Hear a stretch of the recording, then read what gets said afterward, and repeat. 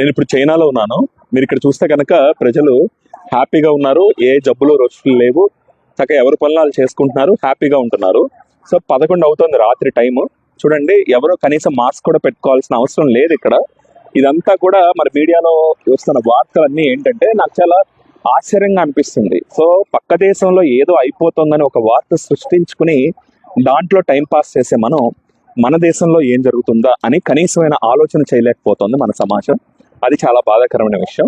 ఇక్కడ గడిచిన 1 సంవత్సరంగా మనం చూసుకున్నా కూడా ఒక 2 నెలలు ఒక రకంగా, 2 నెలలు ఒక రకంగా, 2 నెలలు ఒక రకంగా రకరకాలుగా ప్రజలు ఇబ్బంది పడుతున్నారు. కొన్నాళ్ళేమో కాళ్ళు వాసిపోయి రకరకాల జ్వరాలు వచ్చినాయి, కొన్నాళ్ళేమో డెంగ్యూ కాకుండా ప్లేట్లెట్లు పడిపోయినాయి, కొన్నాళ్ళేమో పెద్ద వయసు వాళ్ళందరికీ కూడా హార్ట్ వీక్ అయిపోయింది, సడన్ గా అలా చనిపోయారు. ఆ తర్వాత యంగ్స్టర్స్ కొంతమంది, సో వయసులో ఉన్న ఆడవాళ్ళు రక్తం చిక్కబడిపోయి సడన్ హార్ట్ అటాక్లు వచ్చి చచ్చిపోవడం, లేదా యంగ్స్టర్స్ మొన్న అక్టోబర్ సీజన్ లో చూసుకుంటే కనుక 1-2 నెలల పాటు యంగ్స్టర్స్ సడన్ గా హార్ట్ అటాక్లు వచ్చి చచ్చిపోవటం, ఇదంతా ఏదో లింక్ ఉంది. సో మన దేశంలో కూడా చాలా వైరస్లో ఏదో ఒక క్రిములు వస్తున్నాయి, వాటి వల్లే కదా ఇవన్నీ జరుగుతుంది. దాని గురించి ఏం జరుగుతుంది ఏంటి అని కనీసమైన ఆలోచన ఏమన్నా ఉందా? దాని గురించి విశ్లేషణ ఉందా? పరిశోధన ఉందా?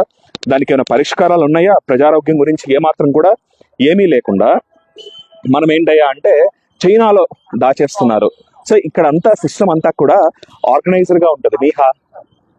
ఇక్కడంతా సిస్టమ్ అంతా కూడా ఆర్గనైజర్ గా ఉంటుంది. ఎందుకంటే ఎవడు పడితే ఆడు ఇక్కడ వైద్యం చేయడు కదా. సో ప్రాక్టీస్ ఉన్న వాళ్ళే వైద్యం చేస్తారు. సో అన్ని మాక్సిమం గవర్నమెంట్ హాస్పిటల్సే ఉంటాయి.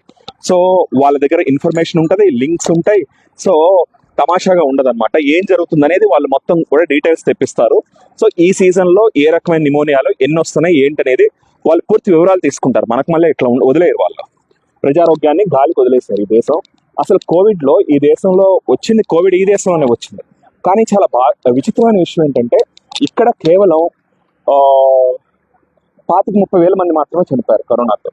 మన దేశంలో అఫీషియల్ గా 5 లక్షల మంది చనిపోయినా కూడా అన్అఫీషియల్ గా 50 లక్షల మంది చనిపోయి ఉంటారు. సో అసలు ఇంత స్థాయిలో చావులు జరిగితే దాని గురించి ఆలోచన లేదు. ఈ చావుల తర్వాత ఎందుకు చచ్చిపోతున్నారో తెలియదు. చిన్న వయసు వాళ్ళు ఎంత బాధ ఉంటుందండి. 25-30 ఏళ్ళ పిల్లలు లేదా ఒక 30-40 ఏళ్ళ ఆడవాళ్ళు హార్ట్ అటాక్ లో చచ్చిపోవటం ఏంటి? అంతకు ముందు చూసామా మనం? ఈ కోవిడ్ తర్వాత ఎందుకు ఇలా జరుగుతుంది దాని గురించి ఏమాత్రం కూడా మనం ఆలోచన చేయకుండా ఏదన్నా అంటే అది కారణం కాదు, ఇది కారణం కాదు, ఏందో మరి ఏది కారణమో అది చెప్పరు. కారణం ఏంటనే చెప్పరు. 2 ఏళ్ల పాటు ఎక్సర్సైజ్ చేయమాకుండా ఐసీఎంఆర్ చెప్పుద్ది. 2 ఏళ్ళు అయిపోయింది, మరి ఇప్పుడు ఏం చెప్తారు? సో ఇది ఒక ప్యాటర్న్ లో జరుగుతున్నాయి ఇవన్నీ కూడా.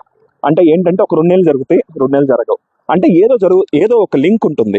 సో ఆ లింక్ ని ఎస్టాబ్లిష్ చేసుకునే కనీసమైన ఆలోచన మనం చేయట్లేదు. అసలు నేను ఇక్కడ చైనా రావడానికి